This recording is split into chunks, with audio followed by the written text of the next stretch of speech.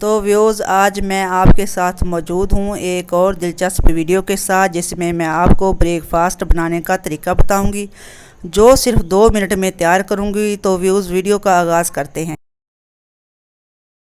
पहले हमने 3 अंडे लिए हैं और ब्रेड्स को अच्छी सी शेप देंगे। ट्रायंगल की शेप में काट लेंगे, एक एक करके सबको काट लेंगे।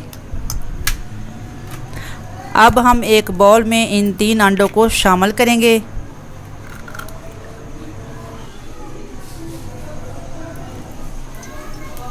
अब हमने 3 अंडों को बाउल में डाल दिया है और अच्छे से मिक्स करेंगे। अब इसमें डाल देंगे हाफ़ टी स्पून लाल मिर्च और हाफ़ टी स्पून काली मिर्च और हाफ़ टी स्पून नमक। 1 चम्मच सब्ज़ धनिया शामिल करके अच्छी तरह मिक्स करेंगे।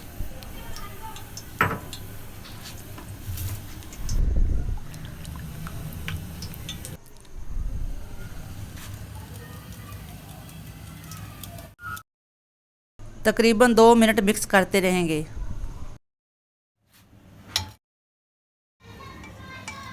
जब अच्छे से इसको मिक्स कर लेंगे, अब इसमें ब्रेड के स्लाइसेस को डिप करेंगे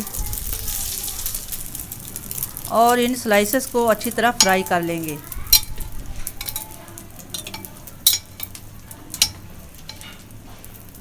एक एक करके सबको फ्राई कर लेंगे।